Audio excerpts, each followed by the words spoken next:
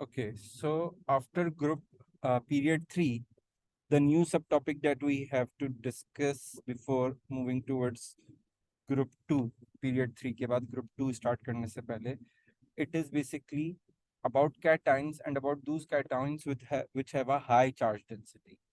Basically density क्या होती है, अगर आप recall करें तो density you know mass over volume. So when we are talking about charge density, it's basically charge over volume. It means कि वो जो चार्ज है, कोई भी पार्टिकल जो चार्ज कैरी कर रहा है, वो चार्ज कितने बड़े वॉल्यूम में या कितने एरिया में, कितने वॉल्यूम में स्प्रेड हो रहा है, ये उसकी चार्ज डेंसिटी कहलाएगी। यहाँ पे हमारे पास दो एग्जांपल्स हैं। अगर आप पहली एग्जांपल देखें तो इन दोनों में से इसका साइज स्मॉल है और इसका साइज बिगर है, बट दोनों का चार्ज सेम है।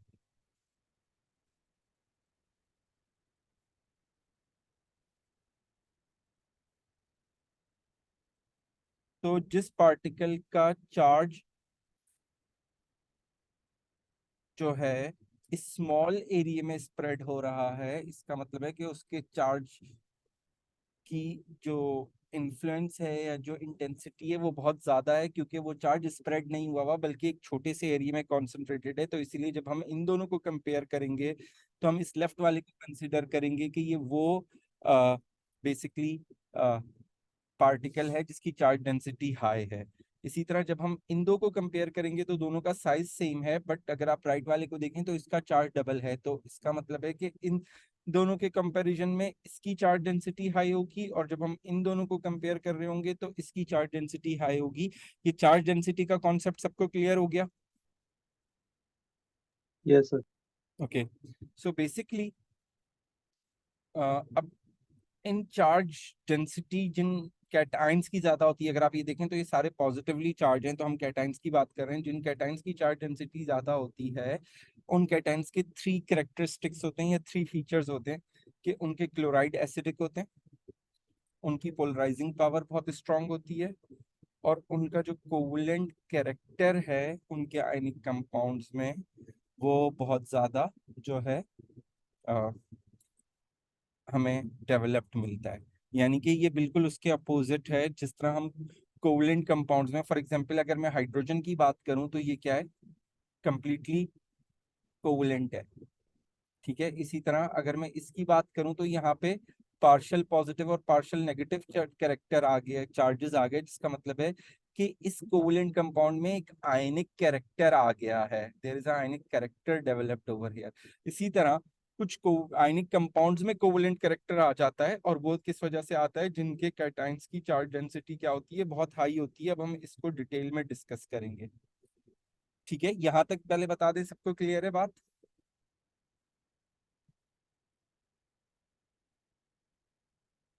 तो आपको ये 3 कैरेक्टरिस्टिक्स याद रखने हैं हाई चार्ज डेंसिटी कैटाइंस के, कि उनके क्लोराइड्स एसिडिक होते हैं, उनकी पोलराइजिंग पावर बहुत स्ट्रांग होती है, और उनके आयनिक कंपाउंड्स में कोवलेंट कैरेक्टर प्रेजेंट होते हैं। तो सबसे पहले हम बात करते हैं कि क्यों उनके क्लोराइड्स एसिडिक होते हैं। तो उसका रीजन भी समझ लीजिए, ये यहाँ पे डिस्कस हमने किया है कि बेसिकली इनका साइज बहुत स्मॉल होता है, चार्ज ज्यादा होता है, जिसकी वजह से चार्ज डेंसिटी बहुत हाई हो जाती है। तो इस चार्ज डेंसिटी हाई होने की वजह से क्या, इससे हमें क्या बात पता चलती है कि अगर चार्ज डेंसिटी बहुत हाई हो रही है तो इट मींस ये जो है किसी भी पार्टिकल को, नेगेटिवली चार्ज पार्टिकल को अपनी तरफ बहुत इजीली और बहुत स्ट्रांगली अट्रैक्ट कर सकते हैं। और इसी वजह से जो है ये क्या करते हैं, हाइड्रोजन आयंस को वाटर में से डिस्प्लेस कर देते हैं। जिस तरह यहाँ पे आपको एक इक्वेशन भी दिख रही है कि ऑब्वियसली जब इसकी चार्ज डेंसिटी बहुत हाई है तो ये जो partial, yes now am I audible? जी, मेरी आवाज आ रही है आप सबको? Yes sir. ओके, जरा दोबारा रिकॉर्ड स्क्रीन शेयर करते हैं।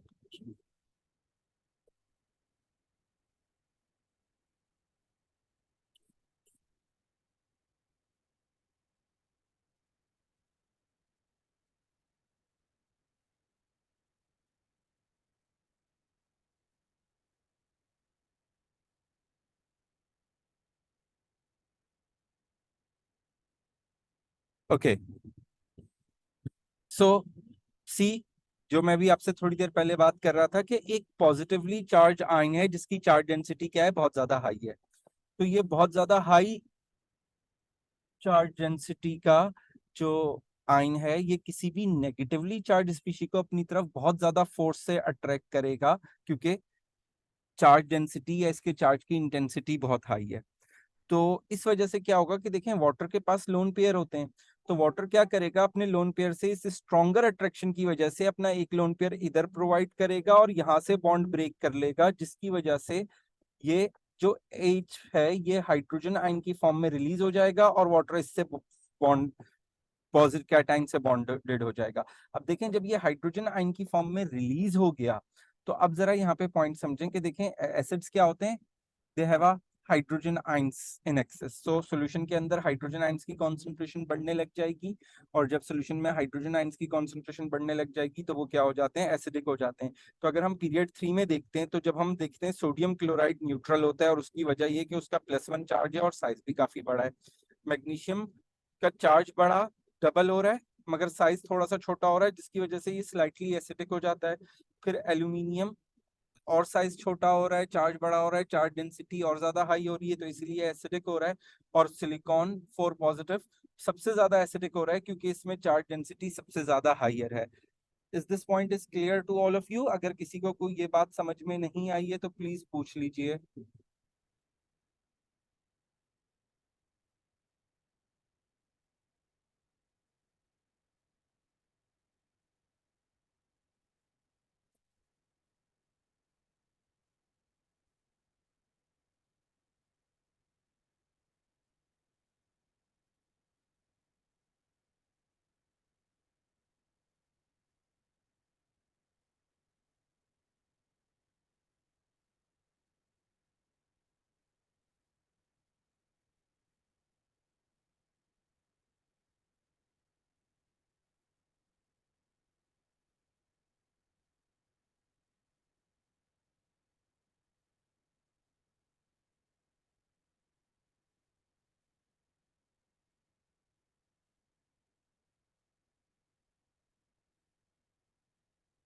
जी भाई, यहाँ तक क्लियर है सबको? Yes sir. Okay. Then next हमारे पास जो बात है वो हमने पोलराइजिंग पावर की थी। तो पोलराइजिंग पावर पहले ये समझ लें होती क्या है, ये आपको नीचे डायग्राम से और ज्यादा क्लियर होगी। ये कैटायन की एक ऐसी एबिलिटी है जिसकी वजह से वो जो है आयनिक लैटिस को डिसॉर्ट कर देता है। ठीक है। और क्यों डिसॉर्ट कर देता है? क्योंकि एनाइन डिसॉर्ट हो जाता है, एनाइन अपनी शेप चेंज कर लेता है, उसकी डी शेप हो जाती है, उसकी शेप जैसी एक यूनिफॉर्म शेप होनी चाहिए वो नहीं रहती, और इस बात को हम डिस्टॉर्शन कहते हैं। तो देखें हो क्या रहा है, अगर मैं बेरिलियम और कार्बोनेट आयन की एग्जांपल लूं, तो देखें बेरिलियम बहुत ही साइज छोटा, बहुत ही स्मॉल साइज का आयन होगा, और कार्बोनेट बहुत ही बिगर आयन होगा। ठीक है। तो जब कार हमें पता है नॉर्मली यूजुअली आयंस क्या होते हैं, स्फेरिकल इन शेप होते हैं, बट जब ये दोनों अट्रैक्ट करेंगे और कंपाउंड बनाएंगे बेरिलियम कार्बोनेट, तो उस बेरिलियम कार्बोनेट में इसकी बहुत ज्यादा हाई चार्ज डेंसिटी होने की वजह से इसकी पोलराइजिंग पावर बहुत हाई होगी, और उस पोलराइजिंग पावर के बहुत हाई होने की वजह से ये जो कार्बोनेट आयन इस वक्त आपको स्फेरिकल शेप में दिख रहा है, ये लैटिस स्ट्रक्चर में स्फेरिकल नहीं रहेगा, बल्कि ये लैटिस स्ट्रक्चर में कुछ इस साइज इस तरह की शेप का हो जाएगा, जिसको हम बोलते हैं डिस्टॉर्शन। ठीक है। तो इस डिस्टॉर्शन होने की वजह से पूरा लैटिस डिस्टॉर्टेड होगा, वो उतना प्रॉपर यूनिफॉर्मली अरेंज पार्टिकल्स नहीं होंगे जिस तरह होने चाहिए। ये बात यहां तक क्लियर है?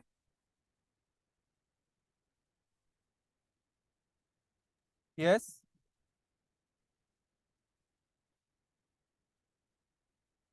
Yes sir, clear. ओके। तो अब देखें, जब हम पीरियड 3 में ही बात करते हैं, जब मैं सोडियम से मैग्नीशियम और मैग्नीशियम से एल्यूमिनियम की तरफ शिफ्ट होऊंगा, तो पोलराइजिंग पावर क्या हो रही है, इंक्रीज हो रही है।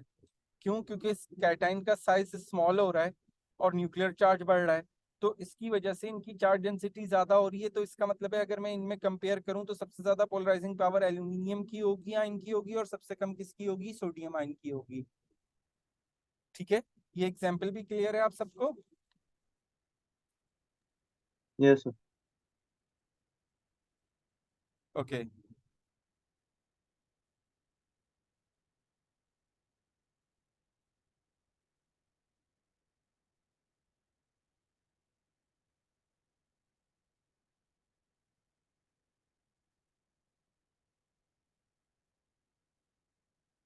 just give me a minute.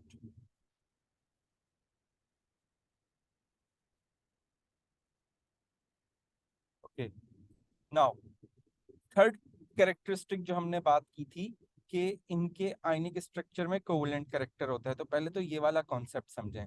देखें, जब दो सेम एलिमेंट्स एक दूसरे से कोवलेंटली बॉन्ड होंगे और उनमें इलेक्ट्रोनेगेटिविटी का कोई डिफरेंस नहीं होगा, तो ऐसा बॉन्ड क्या कंसिडर किया जाएगा? प्योर कोवलेंट कंसिडर किया जाएगा। बट जब दो एटम्स कोवलेंटली बॉन्ड होते हैं, जिन दो एटम्स के ऊपर पार्शियल पॉजिटिव और पार्शियल नेगेटिव चार्ज आ जाता है ड्यू टू इलेक्ट्रोनेगेटिविटी डिफरेंस, तो वो पोलर कोवलेंट होता है। और ये पार्शियल नेगेटिव और पार्शियल पॉजिटिव चार्ज हमें किस बात की इंडिकेट कर रहा है कि इसमें आयनिक कैरेक्टर आ गया, क्योंकि होल पॉजिटिव और होल नेगेटिव चार्जेस क्या होते हैं?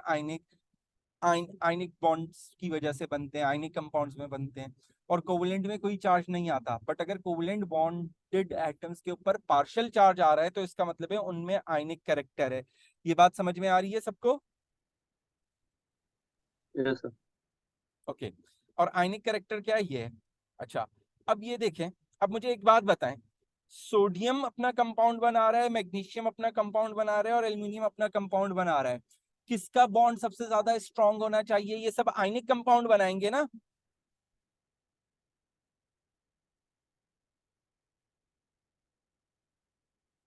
जी, सोडियम आयन मैग्नीशियम आयन। चलें एक एग्जांपल ने, ऑक्साइड के साथ ये बॉन्ड बना रहे हैं, सोडियम ऑक्साइड, मैग्नीशियम ऑक्साइड और एल्यूमिनियम ऑक्साइड। तो किसका ऑक्साइड सबसे ज्यादा स्ट्रांग होगा? किसके ऑक्साइड में सबसे ज्यादा स्ट्रॉन्गेस्ट बॉन्ड होंगे? Sir aluminium. एल्यूमिनियम में। और हमें इस बात को हम जस्टिफाई कैसे कर सकते हैं? अगर इसमें स्ट्रॉन्गेस्ट बॉन्ड है तो इस बात को हम जस्टिफाई कैसे कर सकते हैं? सर क्योंकि हाईएस्ट चार्ज है। हम अगर जस्टिफाई कैसे करोगे?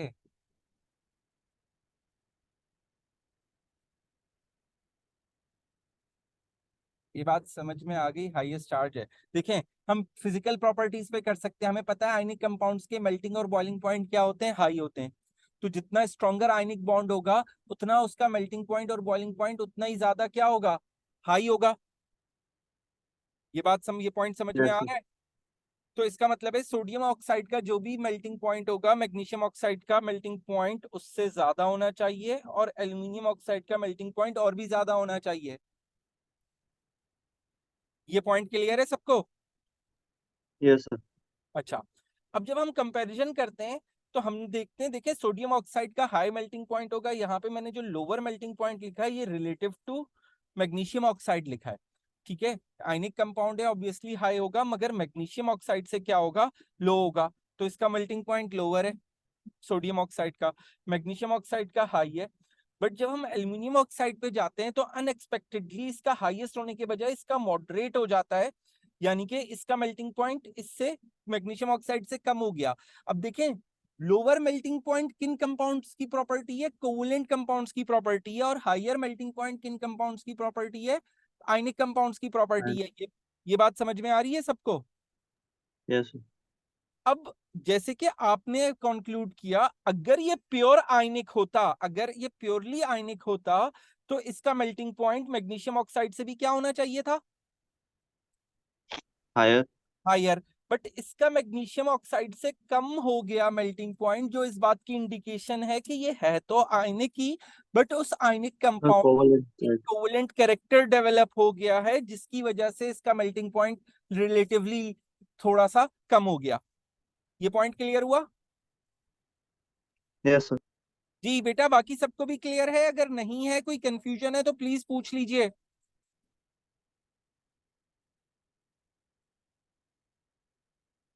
तो कैटायन और एनायन इतने ज्यादा क्लोजर आ जाते हैं और इन चार्ज डेंसिटी इतनी इंक्रीज हो जाती है कैटायन की, जिसकी वजह से जो है कोवलेंट कैरेक्टर डेवलप हो जाता है। इस बात की इंडिकेशन हमें यहाँ पे भी मिल रही है। देखें, इसका मेल्टिंग पॉइंट 2800 डिग्री सेल्सियस है, तो ऑब्वियसली एल्यूमिनियम में +3 चार्ज है। तो फोर्स ऑफ अट्रैक्शन ज्यादा स्ट्रांग होनी चाहिए, जिसकी वजह से इसका 2800 से भी ज्यादा होना चाहिए, बट डिक्रीज हो गया। और ये डिक्रीज क्यों हुआ? क्योंकि कोवेलेंट कैरेक्टर आया। ये बात यहां तक क्लियर है सबको? Yes sir. अच्छा, अब आप में से कोई मुझे रिकॉल कराएगा कि आ, जो एसिडिक ऑक्साइड्स होते हैं उनमें कौन सी बॉन्डिंग होती है?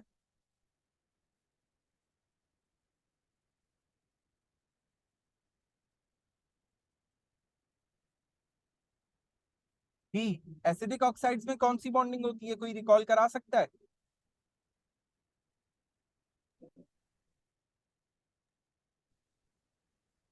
ये देखें, acidic oxides non metal oxides होते हैं और इनमें कोवेलेंट बॉन्डिंग होती है।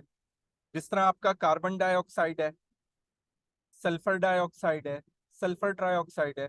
और मेटेलिक बेसिक ऑक्साइड्स की बात की जाए तो वो मेटेलिक ऑक्साइड्स होते हैं जो कि आयनिक होते हैं, जैसे कि सोडियम ऑक्साइड है, मैग्नीशियम ऑक्साइड है। ये वाला पॉइंट क्लियर है सबको?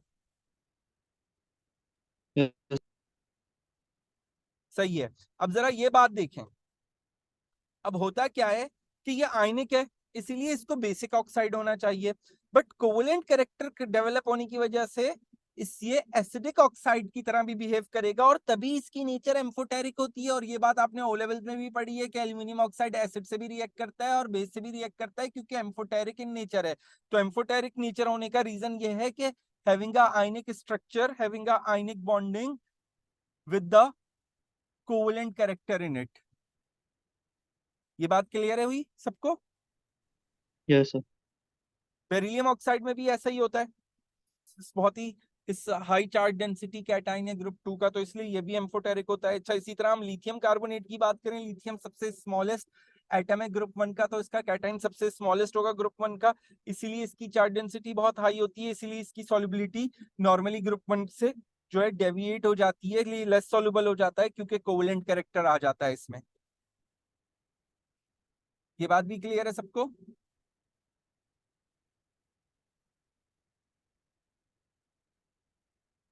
ओके। सर आपकी आवाज़ थोड़ी सी कट गई थी, तो रिपीट कर सकते हैं? जी, मैं रिपीट कर सकता हूं। मैंने ये बात की कि देखें, लिथियम ग्रुप 1 का सबसे स्मॉलेस्ट कैटाइन फॉर्म करेगा, तो उसकी चार्ज डेंसिटी भी अमंग ऑल ग्रुप 1 एलिमेंट सबसे ज्यादा हाई होगी। तो इसकी वजह से उसमें भी कोवेलेंट कैरेक्टर आ जाता है, और उस कोवेलेंट कैरेक्टर आने की वजह से उसकी सॉल्युबिलिटी बहुत कम हो जाती है लिथियम कार्बोनेट की।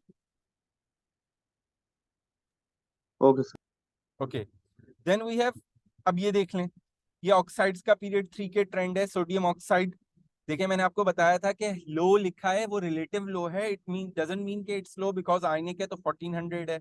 मैग्नीशियम ऑक्साइड का अपने पीरियड में सबसे ज्यादा हाई होगा, क्योंकि सबसे ज्यादा स्ट्रॉन्गेस्ट आयनिक बॉन्ड होता है। फिर एल्यूमिनियम ऑक्साइड का उससे लो होगा, क्योंकि कोवेलेंट कैरेक्टर हो जाता है। सिलिकॉन डाइऑक्साइड का हाई है, बट रिलेटिवली लो होता है एल्यूमिनियम ऑक्साइड से, क्योंकि जाइंट कोवेलेंट है। और फिर फास्फोरस ऑक्साइड और सल्फर डाइऑक्साइड सिंपल मॉलिक्यूलर होते हैं, तो इसलिए इनके मेल्टिंग पॉइंट्स लो होते हैं। ये बात यहाँ तक क्लियर है सबको? Yes sir. ओके, इसके बाद हमारे पास है मैग्नीशियम यही रीजन, मैग्नीशियम ऑक्साइड का मेल्टिंग पॉइंट सोडियम ऑक्साइड से क्यों हाई है? क्योंकि उसकी electrostatic forces of attraction between the ions ज्यादा होती हैं, क्योंकि उसका चार्ज ज्यादा है। मैग्नीशियम ऑक्साइड का एल्यूमिनियम ऑक्साइड से क्यों हाई है? क्योंकि मैग्नीशियम ऑक्साइड प्योर आयनिक है, जबकि एल्यूमिनियम ऑक्साइड में कोवेलेंट कैरेक्टर आ जाता है, उसकी की वजह से उसका मेल्टिंग पॉइंट लो हो जाता है। सिलिकॉन ऑक्साइड का हाइयर इसलिए होता है क्योंकि वो जाइंट कोवेलेंट है और मॉलिक्यूलर स्ट्रक्चर है। इन दोनों का सिंपल कोवेलेंट स्ट्रक्चर होता है, इसलिए इनके लो मेल्टिंग पॉइंट्स होते हैं। तो ये सारी बातें कहाँ से लिंक कर रही हैं? उससे लिंक कर रही हैं जो हमने बॉन्डिंग में सारी प्रॉपर्टीज पढ़ी थी। जी, ये क्लियर हो यस। सबको? Yes sir. अच्छा, इसके बाद ये बहुत इंपॉर्टेंट है, ये आपने ओ लेवल्स में भी किया है, अभी भी आप स्क्रीनशॉट ले लें। ये सब आपको याद करने हैं। ये सारी सॉल्युबिलिटीज हैं कंपाउंड्स की, आयनिक कंपाउंड्स की, कौन से वाटर सॉल्युबल हैं, कौन से इनसॉल्युबल हैं, तो ये सारे आपने याद करने हैं। तो इसका तो फॉर श्योर स्क्रीनशॉट ले लें, ये पीडीएफ भी मैं ग्रुप पे शेयर कर दूंगा। और ये आप लोग वैसे भी ओ लेवल्स में याद करके आ चुके हैं।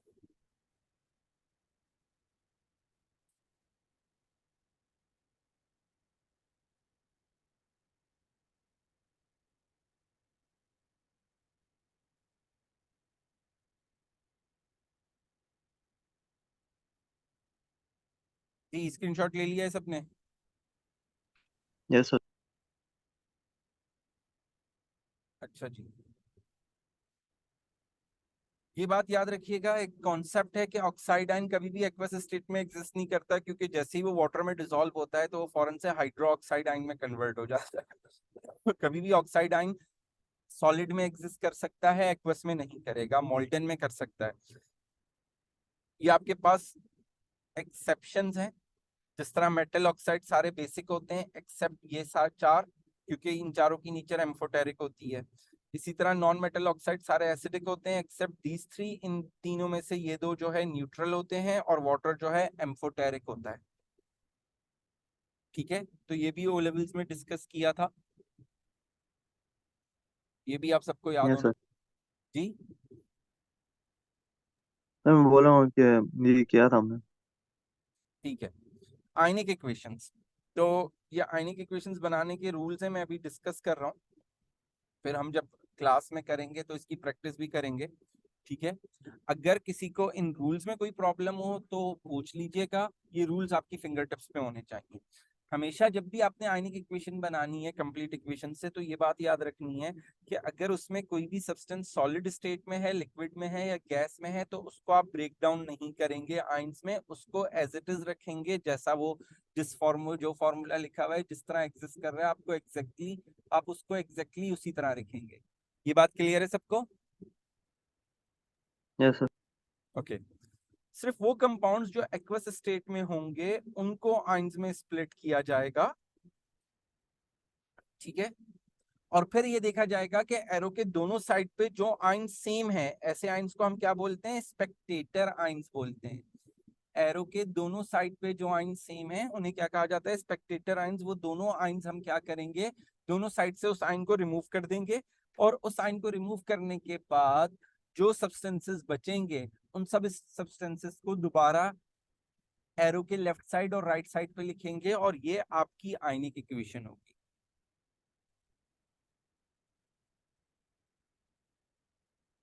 यहां तक बात क्लियर है?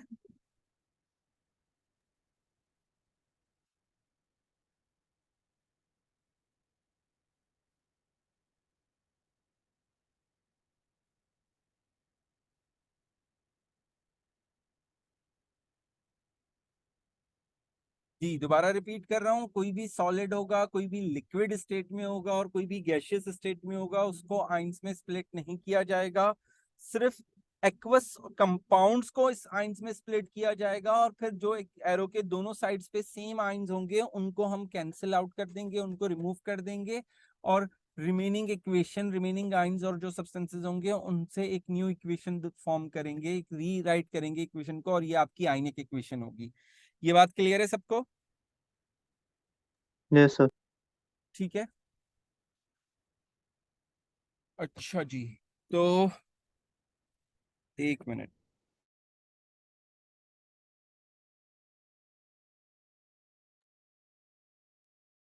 तो अब हमने जो है ग्रुप 2 स्टार्ट करना है, वो हम इंशाल्लाह अपनी नेक्स्ट क्लास में करेंगे। और कल आप सब प्लीज लैब मैनुअल्स लेकर आइएगा, कल आप सबकी लैब होगी, ठीक है? और जो नहीं है तो अब्दुल आलम आप काइंडली ग्रुप पे एक मैसेज कर दीजिएगा ताकि सब जो है लैब मैनुअल्स लेकर आए। Okay sir. ठीक है, तो आज हम यहीं तक एंड कर रहे हैं, और जो है जो अब नेक्स्ट क्लास होगी उसमें फिर हम ग्रुप 2 स्टार्ट करेंगे। ठीक है, ओके सर। चलें, ओके, टेक केयर एवरीवन, अल्लाह हाफिज। अल्लाह हाफिज़ सर।